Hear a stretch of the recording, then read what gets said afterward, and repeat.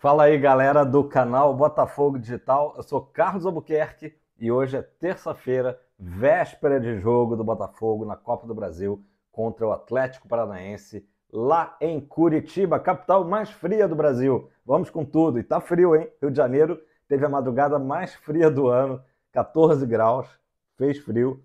Vou falar para vocês, hein? Pessoal, vamos lá. Hoje também, muito importante, não posso me esquecer, hoje é dia 16 de maio, dia do Botafoguense, né? Dia do Botafogo, melhor dizendo, né? Por quê? Porque é aniversário do nosso enciclopédia Newton Santos. Isso mesmo. Newton Santos estaria fazendo hoje 98 anos. Então quero deixar aqui um beijo para Hannah Santos, minha amiga, que é neta, né, do Newton, um dos maiores ídolos, né, ao lado do Garrincha, maior ídolo da história do nosso Botafogo, 16 de maio. E o dia tá lindo em homenagem ao nosso grande Newton Santos. Poxa, já dá para imaginar daqui a 2 anos, o centenário de Newton Santos, teremos que fazer uma grande festa, né? Certamente o Botafogo fará uma grande homenagem no centenário do seu grande ídolo, que só vestiu 2 camisas, sempre falo isso aqui, na sua vida, do Botafogo e da seleção brasileira, né? Enfim, um ídolo eterno que dá nome ao nosso estádio. Parabéns, Newton Santos, onde quer que você esteja, está lá em cima, com certeza, iluminando, né, a estrela solitária. Pessoal, dito isso, vamos lá, começando, né, em alto astral. Botafogo tem um jogo duro, né, amanhã. Eu acho que também nessa fase aí da Copa do Brasil, era muito difícil escolher adversário, tanto é que hoje vai ter um Fla-Flu no Maracanã. Talvez ainda o adversário ali que fosse mais fácil seria o América Mineiro, que não vive um bom momento, né? É lanterna no Campeonato Brasileiro. Porém, ano passado a gente também achava isso e deu no que deu, né? Então, não vou nem falar nada. Mas o Atlético Paranaense vem bem, vem de uma vitória sensacional contra o Curitiba, né? Seu arquirrival no Clássico. Uma vitória de virada ali nos minutos finais. Então o Atlético Paranaense vem motivado e o Botafogo nem por isso também vem menos motivado, apesar do tropeço aí do domingo, mas com certeza já viramos a chavinha. E é interessante, né, que o Luiz Castro ontem ele participou do programa Boleiragem do Sport TV e ele justamente foi perguntado sobre assim qual competição priorizar, né? E ele respondeu, como sempre, muito bem, né? Muito claro nas suas ideias, de que, resumindo, né, não está escolhendo competição, não está priorizando competição. O Botafogo ele quer todas, né? Quer, e nós queremos também, né? Então eu acho que isso aí demonstra bem como que o Botafogo vai para esse confronto. É assim como a gente entrou com praticamente força máxima no domingo, né? Para manter a liderança. Infelizmente o resultado não veio, mas mantivemos a liderança, né? Do Brasileirão. Então isso é muito interessante de ver que o Castro não está imaginando poupar. Olha, ele até deu exemplo da Sul-Americana.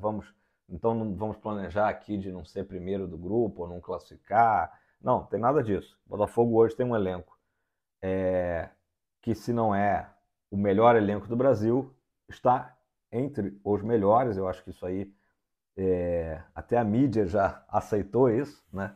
E claro, segue aí se reforçando, a gente já vai falar sobre isso daqui a pouquinho.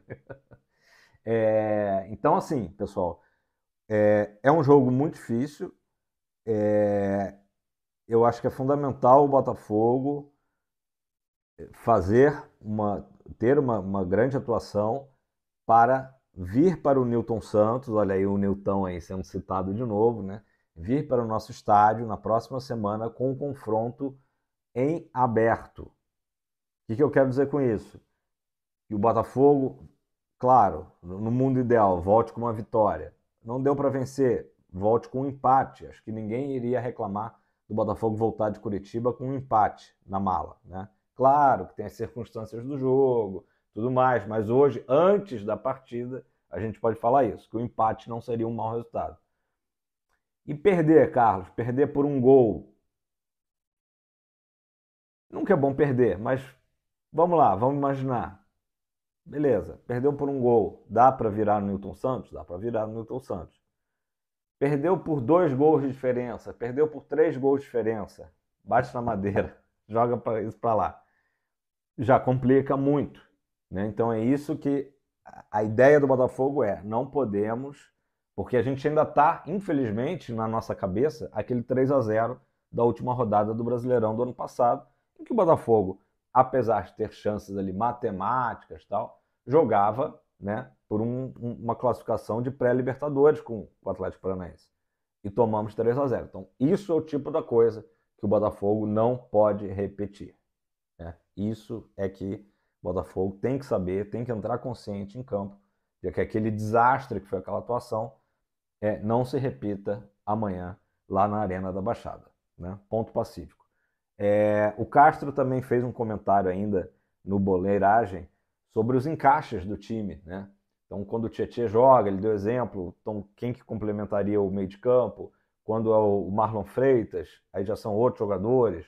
Deu exemplo da zaga e lateral também, quando é o Cuesta e Adrielson, Marçal, ou não, entrou o Segovia, aí já é outro encaixe, né? Ele deu esse exemplo. E essa montagem desse quebra-cabeça, né, chamado Botafogo, né? E falando ainda de quebra-cabeça, agora sim, falando sobre, né, novos jogadores, o Diego Hernandes, que já é certeza, já está tudo acertado, chega nos próximos dias, né? Isso aí é que já foi falado, que ele chega nos próximos dias. Poderá estrear agora? Não, só a partir de 3 de julho, né? Então, uma tendência de que talvez a estreia seja lá no Sul, contra o Grêmio, no dia 8 de julho, que é um sábado, se não me engano, em que ele já estaria liberado para atuar, né? A negociação se deu na primeira janela, porém, a liberação lá do Montevideo Wanderers não aconteceu, porque ele ainda tinha alguns jogos a cumprir, então ele só entra na segunda janela, por isso que só no dia 3 que ele pode atuar pelo Botafogo. Agora ele vai se apresentar, ele já esteve, né? Para quem não se lembra, ele já esteve no jogo do Botafogo lá em Volta Redonda, né? Veio para, enfim, fazer exames e tal, chegou a vestir um casaco do Botafogo, então isso aí já é uma grande contratação do Botafogo, é um jogador que promete muito, né?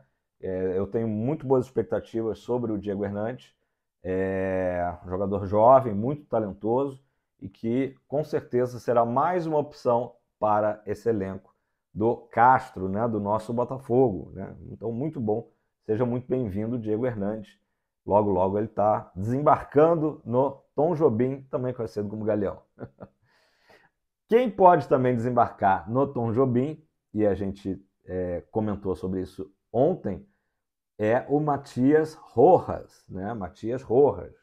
Agora, essa notícia que surgiu ontem, e foi até muito bem colocado por alguns jornalistas, como o próprio TF comentou isso, enfim, o Fogão Net, o seguinte, o Botafogo, ele não diz que houve uma evolução no negócio, né? Não é que ontem tenha acontecido assim um passo à frente. Simplesmente foi um intermediário do jogador no Brasil e comentou que hoje a melhor proposta é a do Botafogo. Todo mundo se animou, né? E ele também comentou não só isso, ele comentou que a tendência é que o jogador se apresente ao Botafogo no mês de junho, né? Que falta, na realidade, 2 semanas. E tem a ver com os 15 dias que ele pediu para dar uma resposta. Então, assim, o contrato com o Racing, né, do Matias Rojas, termina em 30 de junho. Tá? Muito provavelmente, ele tem na cabeça dele, o staff né, tem isso em mente, de que um mês antes ele já quer estar definido o seu destino. Né? Se o destino dele for o Botafogo, beleza. Então são esses 15 dias até o final desse mês para ele falar: Botafogo, aceito a sua proposta, é isso aí, tô indo para o Rio de Janeiro, vamos assinar, né? E eu já me apresento para o técnico Castro no mês de junho. Já começo a treinar, né? Mesmo esquema do Diego Hernandes. E como foi ano passado o Marçal também, enfim.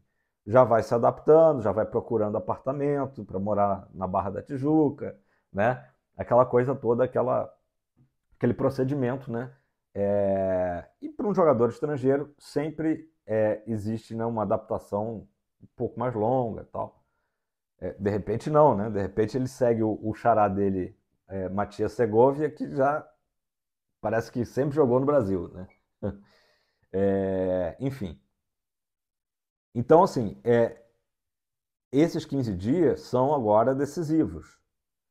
Não é que houve uma subida, o Botafogo ofereceu mais, né? Não. Agora, o Botafogo hoje é quem tem a melhor oferta, né? A melhor proposta, melhor dizendo, pelo jogador. O jogador gostaria de jogar na Europa? Sim, né? Que é normal, que é o sonho de qualquer jogador. O jogador Rojas gostaria de jogar na Europa. É um mercado que recebe normalmente jogadores com 27 para 28 anos, caso do Rojas? Não, né? Mercado europeu a gente sabe que normalmente ele vai atrás de jogadores mais jovens ali, 21, 22, 23 anos, nessa faixa mais ou menos, né? Então, a possibilidade dele ir para a Europa não é muito grande. O mercado ali do Oriente Médio, né, o chamado mundo árabe, né? É uma possibilidade? É uma possibilidade. Se um clube de lá aparecer interessado, queremos jogador, vai ser muito difícil o Botafogo competir financeiramente. Então a tendência nesse caso seria do Rojas ir para um clube árabe, né? Mas isso não aconteceu até o momento. Então esses 15 dias, de fato, são decisivos. Mas ele poderia, de repente, esperar até junho, já que o contrato dele vai até 30 de junho? Poderia. Mas pela fala deste intermediário, né, e do próprio empresário do jogador, a tendência é que ele se decida nas 2 próximas semanas. Carlos, ele está fazendo leilão? É difícil da gente falar, né? A gente não sabe se o jogador está insatisfeito, quer receber mais, de repente está naquela fase de daqui a pouco estou fazendo 28 anos. A gente sabe que a vida, né, a carreira do jogador é muito curta, ele quer já garantir o futuro dele, fazer a chamada independência financeira, é possível. Pode ser que o staff dele esteja pressionando, né, ele já queira vir para o Botafogo, mas o staff está dando aquela enrolada ali para ver se pinta uma proposta melhor, é possível. Pode ser que tudo isso esteja acontecendo junto, também é possível, né? Então, o fato é, hoje as chances do Botafogo são excelentes de contar com o jogador. Mas não é uma garantia. Não dá para cravar. Não dá para a gente cravar que o jogador se apresentará no Lonier ou no Newton Santos em junho, né? Pelo andar da carruagem, tudo indica que sim. Mas não dá para a gente garantir que Rojas vestirá a camisa do Botafogo. Então teremos que aguardar mais um pouco. As notícias, de certo modo, são positivas, são boas, são animadoras, mas não dá para a gente ficar iludindo a torcida e dizer que tem uma certeza absoluta que o jogador será nosso jogador e que vai estrear também ali em julho, né? Isso só dá para falar em relação ao Diego Hernandes. O Rojas, que é destaque do Racing, destaque do Campeonato Argentino, né? Autor de um golaço na Libertadores ali do meio de campo. Enfim, um jogador que com certeza cairia como uma luva, né, no time do Botafogo. Outro detalhe, só para finalizar. O pessoal tem perguntado sobre, né, eu chamei até de meio atacante, ele é um meio atacante. Mas ele também atua, né, o mapa de calor dele também, na parte ali da direita, da ponta direita. Então, pode ser que o Castro queira botar ele no lugar do Júnior Santos, por exemplo, né? E aí voltamos ao assunto anterior. Como são 3 competições, e a gente espera que até lá o Botafogo siga firme nas 3 competições, é sempre bom a gente ter peças, né? Apesar do Júnior Santos, o raio está voando, a gente ter opções, como foi no próprio último jogo, que o Castro optou pelo Sauer e deu uma poupada no Júnior Santos, que só entrou no segundo tempo. Beleza, pessoal? Vai dar 15 minutos atualizando vocês, deixando tudo sempre bem claro para a gente saber o que esperar do Botafogo E para finalizar, mais uma vez, lembre-se, em 16 de maio, dia, né, do Botafogo, graças a grande Nilton Santos. Fogão sempre e Nilton eterno.